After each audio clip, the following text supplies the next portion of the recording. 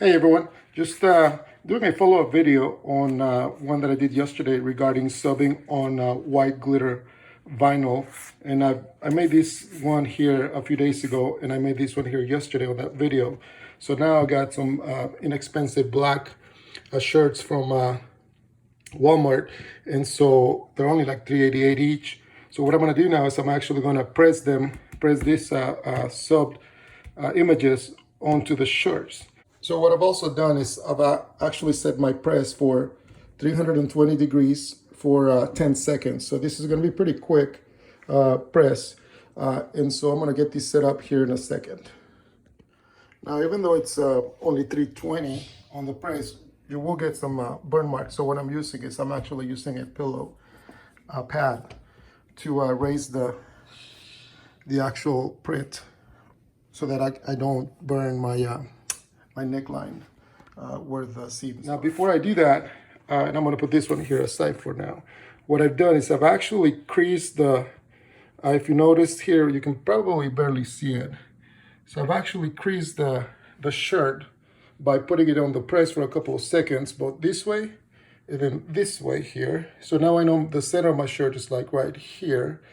And then in addition, I also made a small mark on the back of the actual print so that I know where the center of that is. This is 10 inches, so that's 5 inches right there.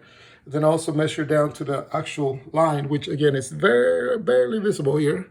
And so that's 4.25 from each corner to that place. So we know that it's centered.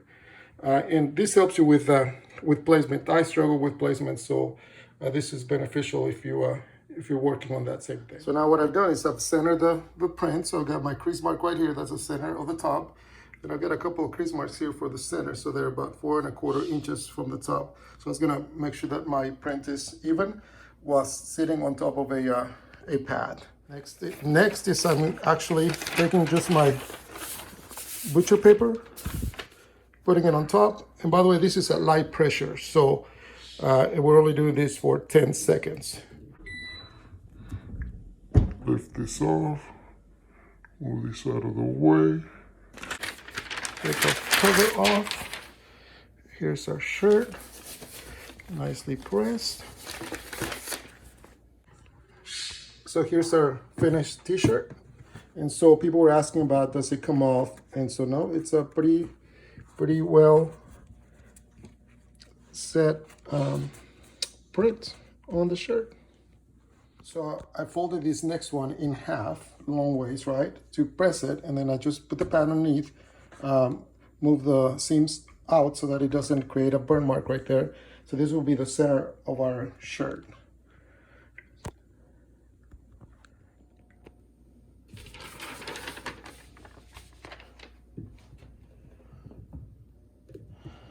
Just for a few seconds.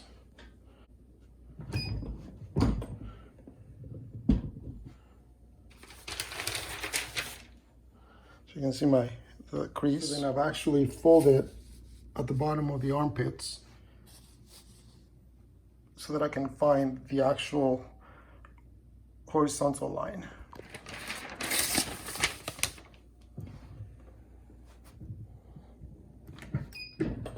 Let's do that for a few seconds. All right. Now we have our line.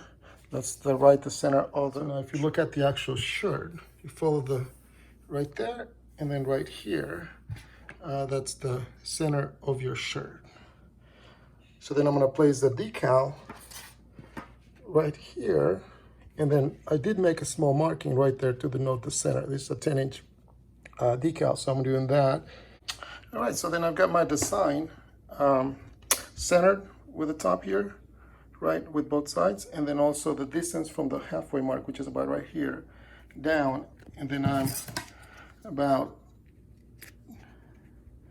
3.25 inches from the top. So now I'm gonna cover it and then press it for just 10 seconds at 320 with very light pressure.